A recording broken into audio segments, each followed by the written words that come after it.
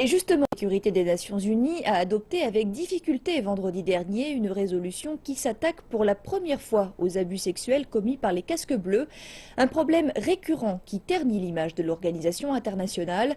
L'Égypte s'est abstenue et avec d'autres pays, elle tente de modifier cette résolution. Les cas d'abus sexuels perpétrés par des casques bleus sur des femmes et des enfants sont en recrudescence.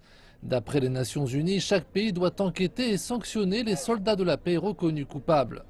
Mais depuis l'adoption de cette résolution, les allégations d'abus sexuels de casques bleus se comptent par centaines.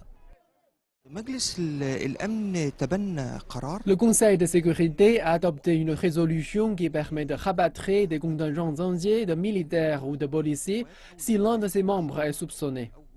L'Égypte compte parmi les premiers États membres à intégrer depuis 1960 les forces des Nations Unies.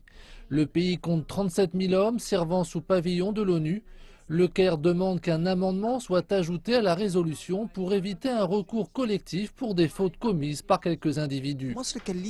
L'Égypte demande un amendement à la résolution. Ainsi, le pays dans son ensemble ne sera pas pénalisé par une faute commise par quelques personnes. L'amendement est d'ailleurs soutenu par d'autres pays, parmi lesquels la Chine, la Russie ou encore l'Angola. Cette proposition de révision est cependant dénoncée par la majorité des membres. Ils estiment en effet qu'elle affaiblirait l'objectif de la résolution, qui est d'éradiquer pour de bon les abus.